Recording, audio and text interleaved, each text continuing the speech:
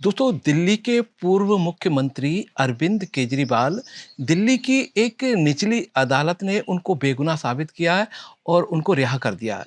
केजरीवाल के साथ-साथ 23 और भी लोग थे जो कि शराब घोटाले में अपराधी सीबीआई ने उनको बनाया गया था, वो भी निर्दोष साबित हुए और उनको रिहा कर दिया गया है। ये राजनीति आपकी कुछ समझ में आ रही है क्या? आज मैं आपको ये अरविंद केजरीवाल के रिहा होने के पीछे क्या कारण हो सकते हैं कि जब चुनाव से पहले 5 साल से लगातार सीबीआई ऐसे-ऐसे सबूत पेश करती थी कि उनको ज़मानत तक नहीं मिलती थी। तो चुनाव के दौरान भी इनको सिर्फ़ चुनाव प्रचार के लिए कुछ दिन की मोहलत मिली थी, लेकिन चुनाव खत्म होते ही दिल्ली के मुख्यमंत्री को 1 साल हुआ है बने हुए, यानी दिल्ली की सत्ता जाते ही ऐसा क्या हो गया कि एकदम से केजरीवाल जो इतना बड़ा 100 करोड़ से ज़्यादा का शराब घोटाला था, उसमें निर्दोष साबित हो गए। तो आज मैं ये पूरा किस्सा बताऊँगा तो आपको हँसी आएगी और हिंदुस्तानी जो नागरिक हैं, पब्लिक को सरकारें कैसे बेवकूफ़ समझती हैं, आज मैं पूरा वाक़या आपको बताने का प्रयास करता हूँ। देखिए, राजनीति में कुछ भी कभी भी संभव है और राजनीतिक फ़ायदे के लिए जो हमारे देश की पार्टियाँ हैं, वो देश का कितना भी नुकसान हो जाए, उनको कोई फ़र्क नहीं पड़ता है। कितने भी घोटाले कर लो, कोई फ़र्क नहीं पड़ता है। अगर आप किसी भी पार्टी के काम के आदमी हो, तो खुली छूट है उनको, देश को लूटो और सरकार उसको बचा लेगी। अब देखिए हुआ क्या है कि अरविंद केजरीवाल के साथ में सरकार का कोई समझौता हुआ है, ज़रूर हुआ है और नहीं तो आने वाले जो समय है चुनाव पंजाब और गुजरात में होंगे ना, तो आपको स्पष्ट रूप से पता लग जाएगा। देखिए, अभी अरविंद केजरीवाल को ये कहा गया होगा कि अगर आप पंजाब और गुजरात में विपक्ष से अलग स्वतंत्र रूप से चुनाव लड़ते हो, तो हम आपको यहाँ से कोर्ट से तो हम निकाल देंगे। तो अब आदमी मरता क्या ना करता, अरविंद केजरीवाल ने कहा कि भई लड़ लेंगे, स्वतंत्र रूप से चुनाव लड़ लेंगे और हम विपक्षी पार्टियों के साथ नहीं जाएँगे, आप निकालो तो सही। तो सरकार के इशारे पे सीबीआई ने इनके सबूत कमज़ोर किए और वहाँ से रिहा हो गए। अब रिहा होते ही इनको ऐसे हाइलाइट किया जा रहा है, पूरा जश्न मनाया जा रहा है आम आदमी पार्टी द्वारा कि अरविंद केजरीवाल और उनके साथी सभी निर्दोष थे और इनको जानबूझकर फँसाया गया था। अब जो पब्लिक का सेंटिमेंट तो उनसे जुड़ा हुआ ही है और ऐसे मामलों में तो बहुत जल्दी जुड़ जाता है कि भई इसके साथ तो बहुत घोर अन्याय हो गया। तो निश्चित रूप से जो ये केजरीवाल के साथ जो ये सिंपैथी है पब्लिक की जुड़ेगी और गुजरात और पंजाब के चुनाव में ये जो अलग से चुनाव लड़ेंगे, यानी अब विपक्ष क्या बिखर जाएगा। कांग्रेस अलग लड़ेगी और समाजवादी पार्टी अलग लड़ेगी और अरविंद केजरीवाल, आम आदमी पार्टी अलग, बीजेपी अलग। तो सबसे ज़्यादा फायदा यहाँ बीजेपी को होने वाला है। अब गुजरात में भी बीजेपी को 25 वर्ष से ज़्यादा शासन करते हुए हो गए हैं, तो कहीं न कहीं वहाँ भी इनको झटका लग सकता था और गुजरात में जैसे ही बीजेपी हारेगी, तो वहाँ से इनका जो है पूरे देश में जो डाउनफॉल शुरू हो जाएगा, तो गुजरात का बचाना इनके लिए बचना बहुत ही ज़रूरी था। तो गुजरात में इनके 5% वोट हैं और इस सिम्पैथी के कारण मुझे लग रहा है कि 1-2% और बढ़ जाएँगे और ये विपक्ष के 7-8% वोट कट गए, तो बीजेपी फिर से वहाँ गुजरात में सत्ता में आ जाएगी। पंजाब में भी चांस लग रहे हैं कि अगर ये स्वतंत्र रूप से कांग्रेस और आम आदमी पार्टी अलग-अलग चुनाव लड़ गए और 1-2 पार्टी क्षेत्रीय पार्टी हैं वहाँ की और वो भी अलग चुनाव लड़ी, तो बीजेपी पंजाब के अंदर भी सत्ता में आ सकती है। अब केजरीवाल का इसमें फ़ायदा हुआ या नुकसान हुआ, ये तो केजरीवाल जाने, लेकिन जेल से तो सबको डर लगता है, जेल से बच गए यही है, भाई चुनाव हारते-जीतते रहेंगे, वो तो अलग मामला है।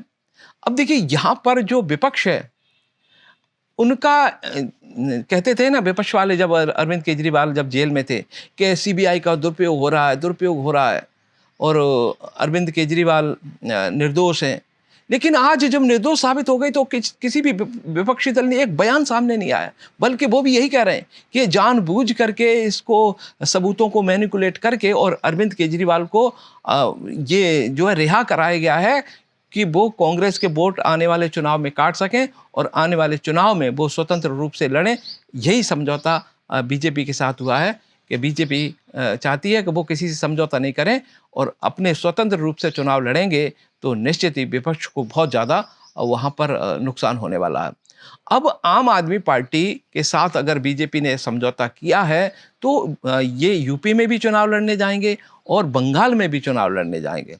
और कहीं न कहीं मुझे लगता है कि जिस तरह से विपक्ष वाले असदुद्दीन ओवैसी को कहते हैं कि बीजेपी का सपोर्ट कर रहे हैं और स्वतंत्र रूप से जो चुनाव लड़ते हैं, क्योंकि वो भी समझौता नहीं करते हैं, तो वो भी वोट काट करके कहीं न कहीं कांग्रेस और समाजवादी पार्टी का नुकसान कर रहे हैं। तो ये राजनीतिक खेल हैं भैया, हम जनता तो एक बार वोट दे करके और जय श्री राम हो जाता है उसका, उसके बाद तो जनता हो जाती है बेचारी। अब हाथ सारे ताश के पत्ते इनके हाथ में, किसको क्या देना है, किसको राजा, किसको गुलाम बनाना है, किसको बेगम देनी है, भाई ये सत्ताधीश जाने। अब वोट देने का काम हमारा फर्ज है। जब वोट देने का काम आएगा तो हम सोचेंगे हमारे पास विकल्प क्या है और जो सत्ता का खेल जो चल रहा है उसको हम जनता कैसे निपटे। तो जनता को यहाँ पर समझदार बनना पड़ेगा। लेकिन हमारे पास विकल्प भी नहीं है। कोई भी पार्टी आएगी नई और जो कि इनका विकल्प पैदा करेगी, तो अभी हाल फिलहाल ऐसी कोई संभावना नहीं दिखती है। और ईमानदारी के नाम पर जिस तरह से केजरीवाल आए थे और उन पर भ्रष्टाचार के आरोप लगे और उन्होंने जो कर्म किए, शीश महल का प्रचार किया और जो वादा करके आए उनको ना निभाया, ये हमारे जनता के साथ बड़ा धोखा किया था। अगर अरविंद केजरीवाल कहते हैं कि अगर ये कोई घोटाला ना किया होता, तो ये निश्चित रूप से चुनाव से पहले इस्तीफा देके खड़े हो जाते और कहते कि अब मैं तभी मुख्यमंत्री बनूंगा जब कोर्ट से बरी हो जाऊंगा। क्योंकि जो अपराधी नहीं होता है वो तो बरी होना ही होता है, आज नहीं तो कल।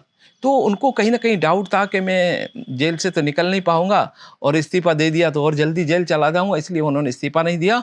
ये नेगेटिव संदेश जनता के पास गया। देखिए, जनता उस आदमी को कभी भी स्वीकार नहीं करती जो कि सत्ता का भूखा हो, लालची हो।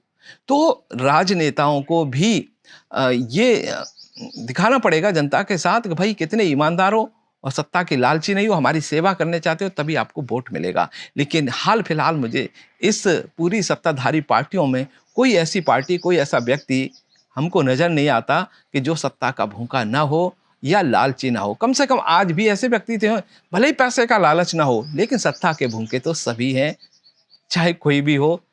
तो देखते रहिएगा आने वाले समय में, अगर अरविंद केजरीवाल गुजरात और पंजाब में स्वतंत्र रूप से चुनाव लड़ते हैं, तो निश्चित ही ये उनकी रिहाई कहीं न कहीं बीजेपी के साथ ये समझौता है।